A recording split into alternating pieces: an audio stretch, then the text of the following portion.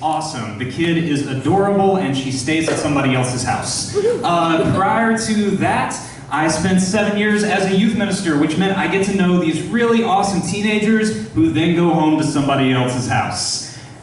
And even in the midst of that, I've also been a teacher, which means I work with these awesome students who then go home to somebody else's house.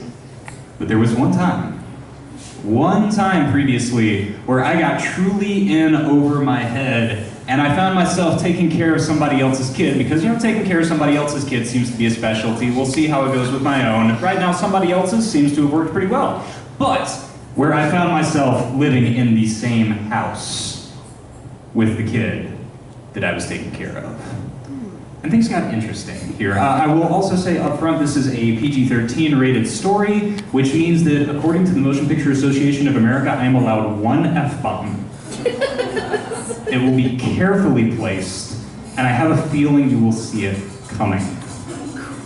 So this family that I was working with, I had just finished my junior year of college, so of course I knew everything, including how to raise a child, because I was a 20-year-old. Like, I had everything figured out, as 20-year-olds do. And so I am interviewing with this family because the summer is coming. I don't really want to go back home. I want to stay with this cool little college town that I've been living in, and there's a family looking for a summer live-in nanny. You know, I have my own little apartment in the back of the house, like it'd be a pretty cool setup. And I go and I meet with the parents, and like things are going well. The dad seems a little bit out there. And like the previous nanny I knew, and she had warned me like, oh yeah, something's totally wrong with him. He's a little bit different. Like it's like he's bipolar or something. And yes, she really did sound like this, by the way. Like, yeah. It's like he's bipolar or something. So I know going into it, okay, there's something a little off here. And so, you know, I go into the first meeting with the parents, and, you know, the mom, like, has everything together. Things are under control. Everything is good. This is the program. This is how we roll. I'm like, okay, cool. And the dad's sitting over there like, I just had this dream that we would be able to do all these cool, crazy things at the house, and the kids in the neighborhood would think of this as like the summer camp that they can go to, where all the cool stuff happens, where there's all the games and everything. So like, we've got airsoft guns going all the time. We have all the channels on the TV. Like, this is the house where the neighborhood kids come and hang out. And I'm like, oh, you're the cool dad. Got it.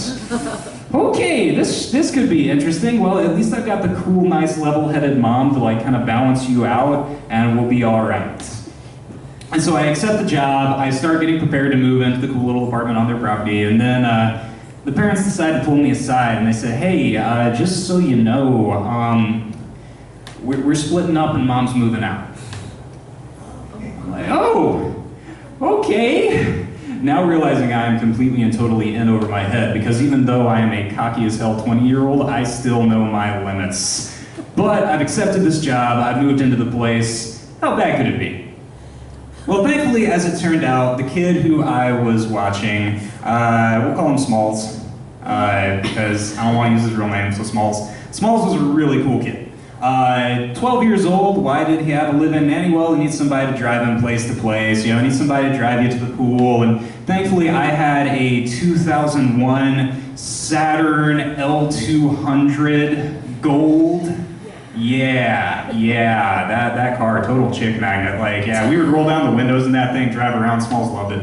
And so I would drive him around places, like, you know, we'd still have, you know, there would be airsoft gun wars going in the backyard. If you don't remember airsoft guns, you missed out on that trend. That was when we got tired of shooting each other with lasers. Paintballs got a little old too, and so we went to little plastic pellets as means of injuring each other. But one thing I didn't know was that, again, as you saw, the dad wanted things to be kind of like a summer camp, and so there were certain rules that just weren't enforced, like any of them. And so at one point when we were having one of those, Smalls had a bunch of friends over, and we got out the airsoft guns, and of course there's these little plastic pellets bouncing off of me. I'm like, oh, this is nothing. But the problem is that Smalls ran out of ammo in his gun, and he decided to go into the house and grab the next gun he could find, which was thankfully just a BB gun.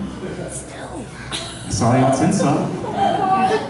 The other ones were in a safe, but the BB gun was out. And so all of a sudden, I'm running along, and I just feel this sting in my stomach. Oh my God. And I look over, and there's Smalls holding what is not an airsoft gun.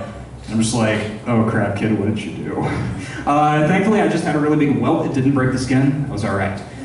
But there was one thing about this family in particular that had scared me the most when I was moving in, which I saw their basement, and at first I thought, huh, it's kind of serial killer-y down here. Like, you know, unfinished basement, you know, like cinder block walls, like, you know, kind of like just raw concrete floor, like, huh, this is a little weird. And the dad said something that should have struck me as more odd than it did. Like, I had gotten to know him at this point, I knew to expect weird things, but the dad explained to me, oh yeah, this is where we make the fireworks.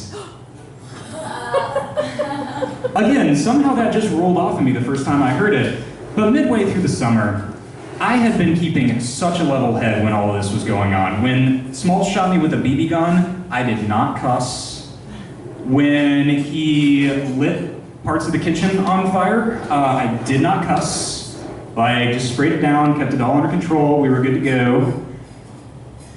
But one day, when I was sitting on this couch, and Smalls was in the backyard, and I started hearing, and then it got a little bigger, and I realized what was going on, that the family's homemade fireworks were being set off in the backyard in the middle of the day, which, by the way, in the glorious state of Ohio, not legal on a day other than the 4th of July. Probably not legal, we didn't make your own fireworks. I didn't do that much research because I was a 20-year-old. But I walked outside, seeing Smalls sitting there, unleashing all these little kabooms, and I kaboomed. And I looked out there, this is my one, and I just said, Smalls, what the fuck are you doing? And I never had any behavioral problems with him again for the rest of the summer because he was so terrified that his non-cussing nanny all of a sudden went from 0 to F-bomb in 30 seconds. And that's how you raise a teenager.